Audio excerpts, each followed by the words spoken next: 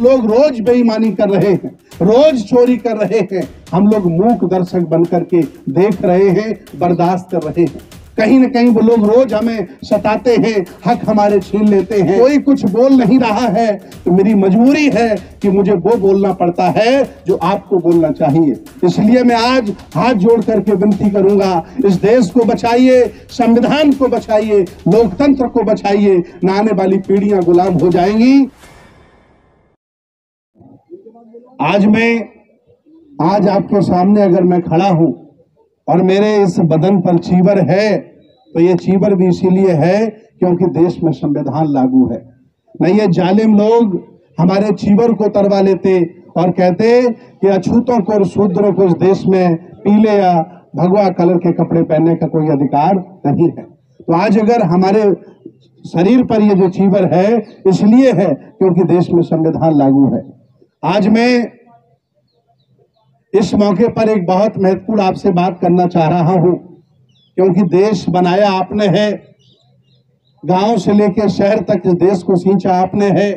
इतिहास उठा के देखिए, समर परंपरा के लोगों ने, हक वंचित असहाय समाज के लोगों ने, जो देश के पुराने शासक हुआ करते थे, इस देश के पुराने राजे महाराजे हुआ करते थे, 1250 साल बुद्ध की संस्कृति ने इस देश को तक्षशिला, नालंदा, उदयपुरी, विक्रमशिला दिया है। और लोकतंत्र का कह सकते हैं कि नींव रखने वाला अगर कोई है तो बुद्ध का आंदोलन है और वो सब आप लोग बुद्ध के आंदोलन से जुड़े हैं।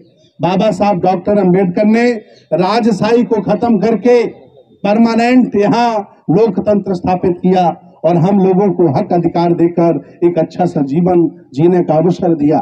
लेकिन जो लोग संविधान विरोधी थे, जो लोग लोकतंत्र विरोधी थे, उनके मंसूबे भी शांत नहीं हुए।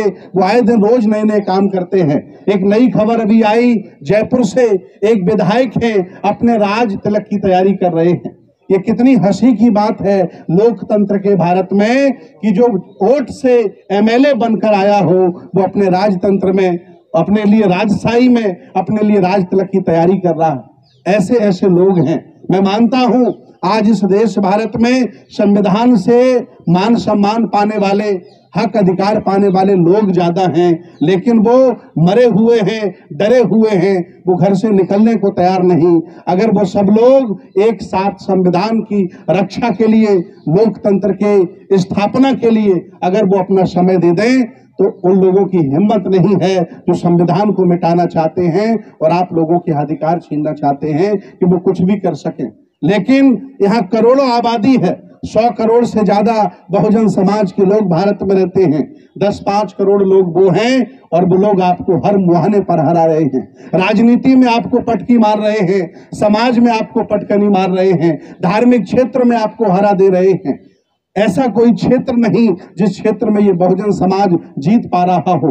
इसलिए मैं निवेदन करूंगा कि आपके पुरखे इतने कायर नहीं थे, आपके महापुरुष इतने कमजोर नहीं थे जितने आप लोगों ने बन करके इस इतिहास को बर्बाद करने का काम किया है। ये एहसास आप लोग दिलाइए वर्तमान के भारत को कि आप इस देश के शासक हो, राजा महाराजा हो। ये देश आपके पुरखों ने बनाया है और अगर इसको बचाएगा तो हम लोग ही बचाएंगे, कोई और बचाने नहीं आएगा। ये अंतिम लड़ाई देश की चल रही। आदरणीय वकील साहब ने बताया कि वो लोग रोज बेईमानी कर रहे हैं, रोज चोरी कर रहे हैं, हम लोग मूक दर्शक बनकर के देख रहे हैं, बर्दाश्त कर रहे हैं। कहीं न कहीं वो लोग रोज हमें सताते हैं, हक हमारे छीन लेते हैं, पेंशन हमसे छीन ली, नौकरियां हमसे छीन ली, राष्ट्रीयकरण धूमिल कर दिया और निजीकरण करके अपने लोगों को विदेश भेज रहे हैं। 15-20 लाख लोग अरबों खरबों रुपया लेकर इस देश से भाग गया, लेकिन यहाँ की आवाम कुछ कहने को तैयार नहीं। आखिर क्या होगा अगर ऐसे ही आप शांत बने रहे, मूक बने रहे तो आपकी आने वाली पुश्तें, जिन बच्चों को आप जन्म दे रहे हो, जिनके लिए मकान दुकान बना रहे हो, आपकी खामोशी की बदौलत वो लोग परमानेंट मानसिक गुलाम हो जाएंगे और राजनीतिक, सामाजिक, धार्मिक गुलाम हो जाएंगे।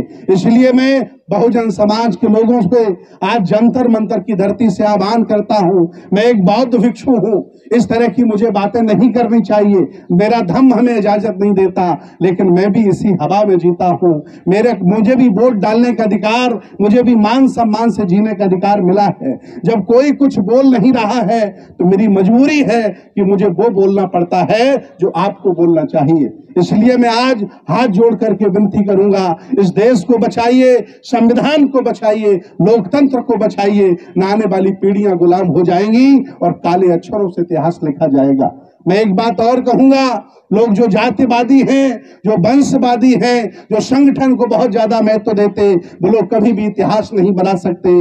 कम संख्या के लोगों ने विचारधारा को महत्व देकर इस देश पर कब्जा कर लिया है। अब आपको भी जातियों को महत्व नहीं देना है और संगठनों को महत्व नहीं देना है, महत्व देना है बुद्ध, अशोक, फुले, साहू, अंबेडकर की विचारधारा को। जिस दिन ये काम आपने शुरू कर दिया, मैं दावे के साथ कहता हूं आप बहुत आगे चले जाओगे। वो लोग चुनाव लड़ते हैं, सारे लोग उन्हें वोट दे देते हैं, आप चुनाव लड़ते हो तो आपकी जाति सिर्फ आपको वोट देती है। याद रखना बहुजन समाज के लोगों, जब तक जाति देख करके आप वोट देते रहोगे, कभी भी ब्राह्मणवाद को आप हरा नहीं सकते। इसलिए विचारधारा को महत्व दो। ये संविधान हमें आगे बढ़ने का अवसर देता है और हम सब आगे बढ़ेंगे। बहुत अच्छा लगा, आपने मेरा सम्मान किया। आज पूरे देश के वकील, पूरे प्रदेश के वकील, दिल्ली के वकील एक बहुत बड़ी ताकत है, यहाँ इकट्ठा हुए हैं। मुझे उम्मीद है कि परिवर्तन आएगा और संविधान की रक्षा होगी, लोकतंत्र की रक्षा होगी।